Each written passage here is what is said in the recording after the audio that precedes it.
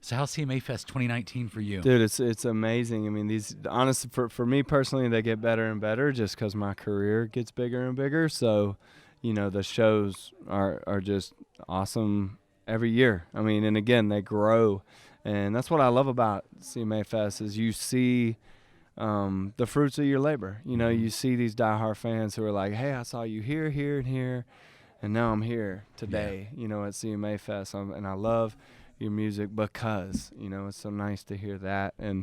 But yeah, man, it's and it's nice. I get to go home, and tuck the kids in, after the day and hang with my wife and tell her all about it. You moved here in 2005? 2004. 2004. Yeah. And you and your wife packed up, moved to Nashville. We did, yeah.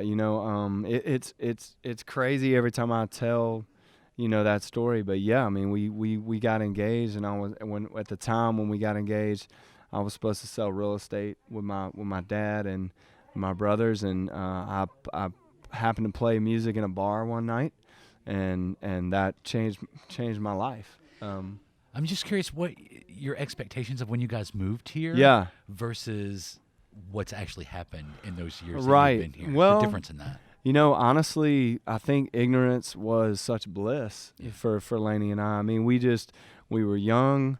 We were not per se responsible. We didn't have a lot of responsibilities. Like we literally had to pay for a one-room apartment without internet and 2 cell phones, and our cars were paid for. So, we came on a whim, and I didn't even know that people wrote songs, for a living. I thought all artists sang what they wrote. So again, that's how ignorant we were. And again, I think it helped us really just enjoy the ride and not to have these great expectations. I just came and said, hey, I want to be a singer. And then I came here and fell in love with writing. And then that changed the whole direction. Like it went from just wanting to perform to, no, I want to write every day, for a job. And but the what has happened is nothing short of a miracle. Mm-hmm. I mean, I watched I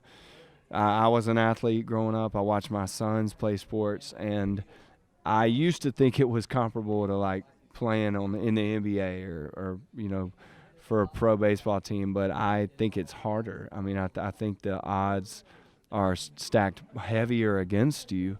When you choose to do this for an occupation. Yeah, I think that's a side that people don't see. They see this side of it. Yeah. The fun side after more than a decade of working towards this. Right. And they don't see the artists come to Nashville and discover, oh, there is this whole other side called writing and publishing. Right. And I'm always curious what the experiences, are when you first get to Nashville. Yeah. Especially you and your wife, like you said, you guys were engaged. Yeah. And now to kind of bring this back around, your new song, Don't Let Her. Right. It Dude, feels. Oh my goodness. Dude, thank you for saying that. Wow. Thank you. It feels, oddly, it feels like a culmination of all that we've been through. Yeah. I mean, I honestly can't watch the video, the lyric video, without getting really emotional because, man, we have just been through it all. I mean, we've been through the odds against us. As a couple, we've been through that turmoil together. We've lost a kid together in the recent history. We have, Lainey, every single heartbreak that you can compile in our Nashville journey adventure, I felt it, and then she felt the repercussion of it immediately.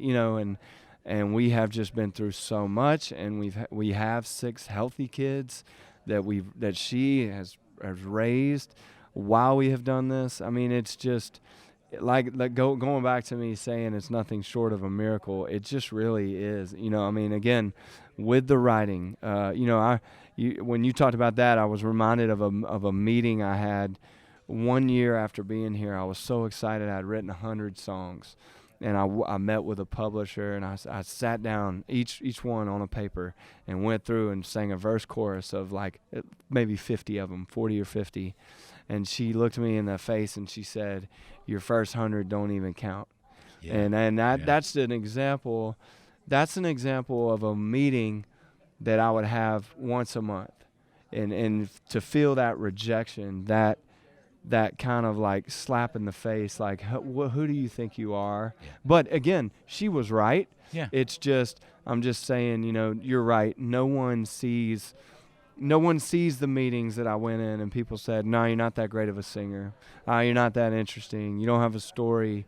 Your lyrics aren't that great, or your lyrics are great, but I don't know what to do with them. Like, I can't tell you the number of interactions that we had, that getting here. So yeah, man, now to stand up on a CMA Fest stage and to, talk to guys like you're talking about my single that I'm able to just put out and people hear it. Like that didn't happen, for 12, 13 years. I mean, I wrote songs and they just sat on CDs. Well, I think it's a testament to your dedication too. Well, I love it. And the fan base that you have built up right. around you. We do have a strong fan base. And you say dedication, but I just hear passion. Yeah. Like, I don't know what to do when I'm not writing. So, Walker Hayes, thank you for stopping by. Dude, thanks for having me. This was awesome.